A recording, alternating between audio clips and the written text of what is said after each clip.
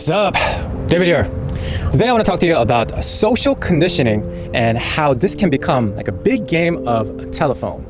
So we talked about social conditioning before, and we also discussed how a lot of social conditioning is actually very good for us, right? Because it is society that has created the internet. It's society that has created video cameras. It's society that has created the roads and the systems and the cell phones and the websites and everything, right? So for the most part, social conditioning is really good, right? It produces a lot of great things for society. But that is why societal conditioning can become very confusing, right? My mentor used to say this all the time, like you have to be able to distinguish between what is real and what is false, right? Because societal conditioning, a lot of it is very, very good. And a lot of it saves us time and energy as social beings, right? As human beings, we want to save time and energy. And we can save time and energy by learning socially, right? By learning from others. But that's how it can get confusing.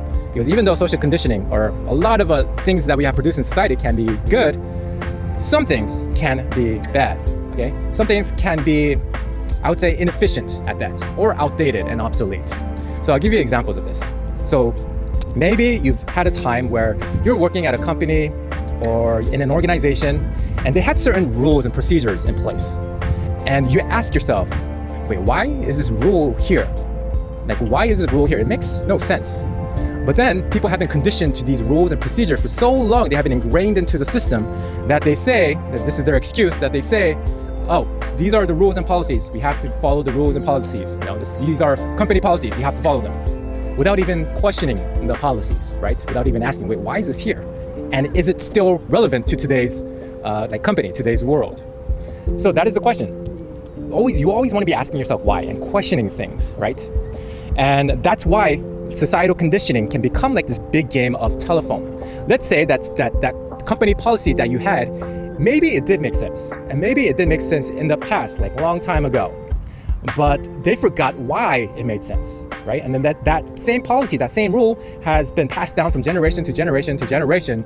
And now it doesn't make sense anymore because like the environment changed.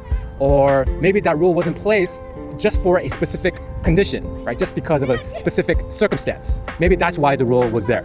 But because you don't know why the rule is there and you know what the purpose is, and even though like there is no purpose, because it is company policy, we tend to follow it, right? Because of the social proof, the social pressure behind it.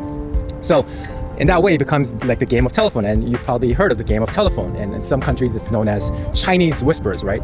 Where you have a message on one end of the telephone and that gets passed on to another person, and then that message gets passed on to another person, and the message gets diluted and diluted after one person to another, and at the other end of the game, other end of the line, the message can be completely different than the original message, right? So this is how societal conditioning can work. Okay, it can work this way with businesses, with company policies and procedures, with certain rules and maybe even certain laws and technology, and you name it, right? This can happen with many, many things. So you want to be able to become a critical thinker. I always emphasize this. Think for yourself. Think for yourself, no matter who said it, no matter how high of a status a person has, no matter what title they have, no matter if they're wearing a doctor's suit or not. And this is made famous by the Milgram experiment. And you can look that up. It's a popular experiment where they did where, if there's a form of authority telling you to do something, you're more likely to do something. So again, you want to be thinking for yourself, whether anybody tells you to do it or not, or to believe in something or not. Even if I say something, please process it through your own brain. Remember, you also want to think about it without any biases though. Okay, think about it without any biases because I talked about critical thinking versus illusion thinking. There is a difference, okay? So you want to make sure it makes logical sense, that it's good, that it's useful for society, and it's useful for your life as well. And it's ultimately like a win-win situation all around. So that is it for this video. Always question things.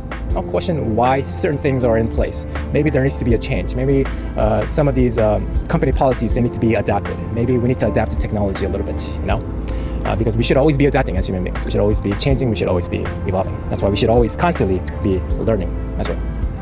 So that's it for this video. Hope you found value out of this one. Talk to you in the next one. Peace.